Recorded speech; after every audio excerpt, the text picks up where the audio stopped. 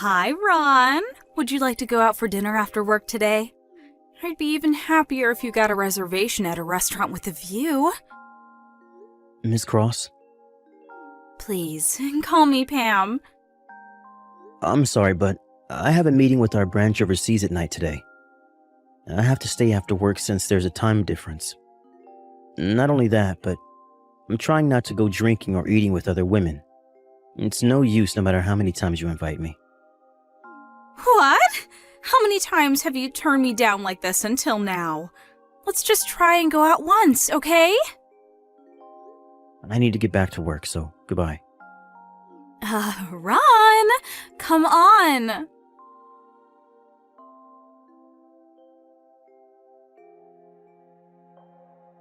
Hi, Claire. I'm finally done with work.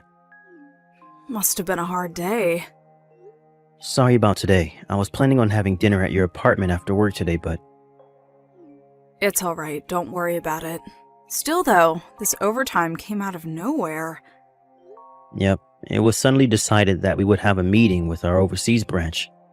There was a time difference as well, so it was a mess. Make sure to get some rest, alright? Yeah, thanks. So, are you going to go straight home today? Yep. We're going to discuss the wedding ceremony with the planners tomorrow, so I should probably get some sleep. Yeah, I'll take a bath and go to bed early as well. Alright, see you tomorrow. Yep, see you tomorrow.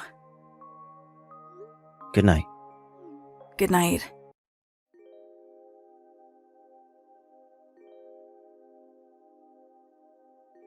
Hi, Claire. You probably still have no boyfriend because you're so ugly, right? Oh, it's you again, Pam. What do you mean it's you again? I've told you this 1,000 times. I cut ties with you and everyone else in my family once I graduated high school and was kicked out of home.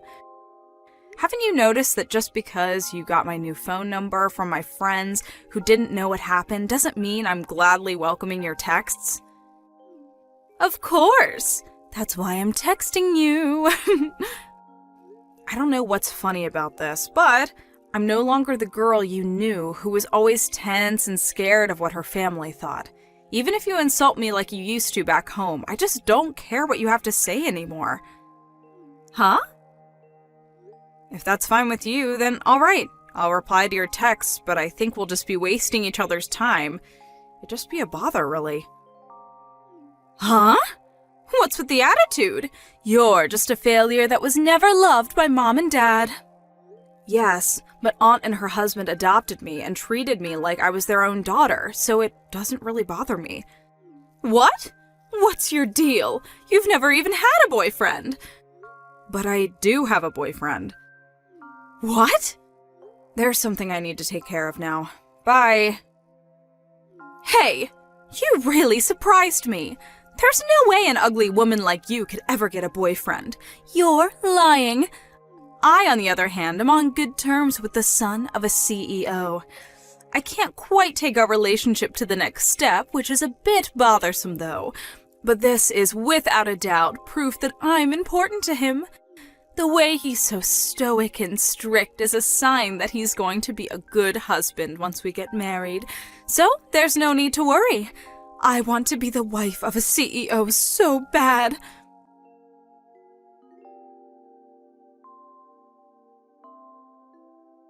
Hi, Ron. What's the meaning of this? What is it, Miss Cross? The invitation to your wedding ceremony that you are handing out to everyone in the department? Why did you give one to me as well? I thought that it was my responsibility as a son of the CEO, and as the person who's going to be the CEO after my dad. My fiancé agreed to it as well, so it was decided that I would invite everyone in the company to our wedding reception. Of course, I'm not forcing anyone to come, and it won't affect your standing at work either, so it's fine if you don't go. That's not what I'm talking about. What do you mean you're getting married? I thought I was your girlfriend. What are you talking about? I don't remember you ever being my girlfriend, and I turned down all your invitations to dinner. I told you that I wanted you to stop as well. But Because I was important to you, right? To be honest, I don't remember doing anything that might have given you the idea that I was interested in you. I've been going out with my fiancé ever since university. What? It's been almost 10 years, but even if we did have a few fights, we've gotten along. I think that I was loyal to her in my own way during that time. I don't think that's going to change once we get married, but if you're going to spread strange rumors, whether outside the office or in it, then I'm going to have to intervene where I have to. Please stop making any more trouble. But...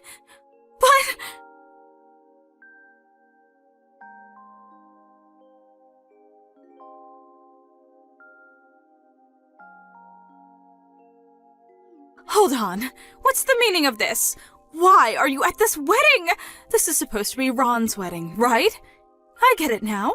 You're trying to take over the wedding, right? I can't believe this. There's no way he'd marry an ugly hag like you. It's no use trying to seduce the groom when he's the son of a CEO. The only person who's allowed to destroy this wedding is his true lover, me. I'm the one who's going to stand next to him wearing a wedding dress. I won't let you bother us. I'll kick you out no matter what.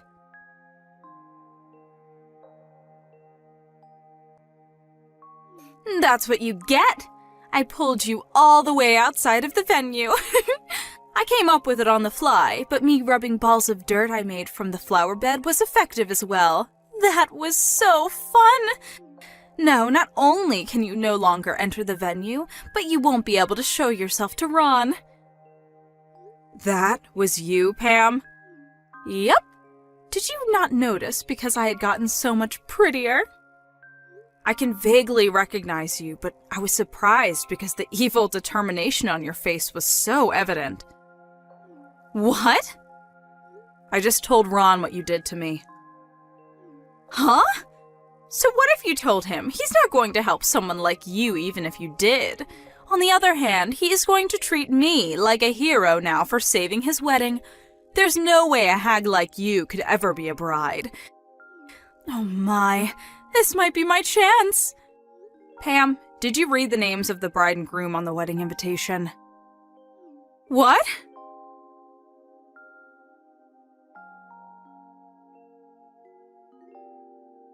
Miss Cross, what are you doing to my bride? I just got to Claire. She was covered in dirt. This is horrible. What's going on? Claire told you, right? Look at the names of the bride and groom on the wedding. Okay.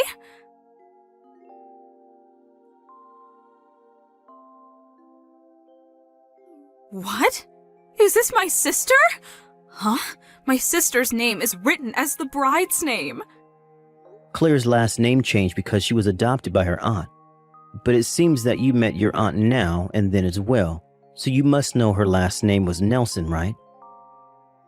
Did you not think anything when you saw Claire Nelson? I didn't look at the invitation properly. Huh? I didn't want to look at the bride's name since it would make me feel like I had lost. I didn't want to know the name of the person who stood in my way of becoming a celebrity wife. How should I have known that the wife of Ron, who's so high-spec, is my ugly failure of a sister? I don't appreciate you insulting my fiancé like that, but... Oh no, it's just that... But Claire says that isn't the problem, so I'll pretend I didn't hear it. You understand now though, right? My fiancé, Claire, is your sister. That's impossible.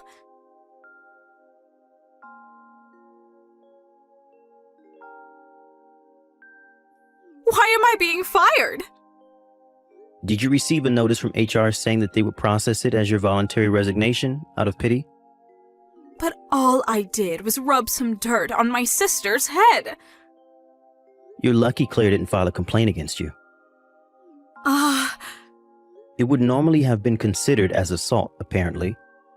To tell you the truth, I was worried about what you might do at the day of the wedding. But you managed to slip by unnoticed and sneak into the bride's waiting room. There's a male employee that helped you during this, right? There was no such person. This male employee told me everything.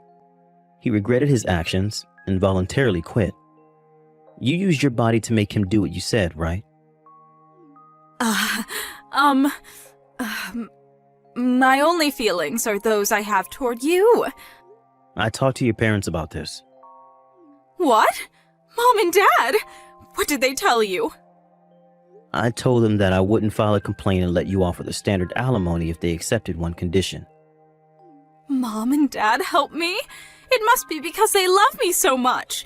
Because unlike Claire, who was an ugly good-for-nothing, I was pretty and talented. I don't know whether you would call this saving you, but... So? What conditions did you give them? Firstly, you three would erase all the contact information you have of Claire, and that you would never bother her again. Oh, that much is nothing. Who cares if I can no longer see Claire? I'd gladly accept those conditions. Secondly, the three of you will move somewhere far away. Huh? What? You're telling me to move? That means I won't be able to see you anymore. And Dad's company doesn't have a relocation system, which means that Dad will have to quit his job as well. This isn't my problem. If you don't like the conditions, then I'll file a complaint. You'll probably get a criminal record if you don't accept. I don't want that. Then, you'll have to do what I say. This is so unfair. All I wanted was to marry you and become the wife of a CEO. To think that my sister would steal that from me. She didn't steal me from you. All you did was cause trouble on your own. You haven't even reached the starting point. But we were in love. No, we weren't. You were just being delusional this whole time. Well then, I doubt we'll ever meet again, but... Wait, Ron! Think this through. I could be a much better wife than Claire could ever be. Don't ever show yourself to me or Claire ever again. Ron, please! Goodbye.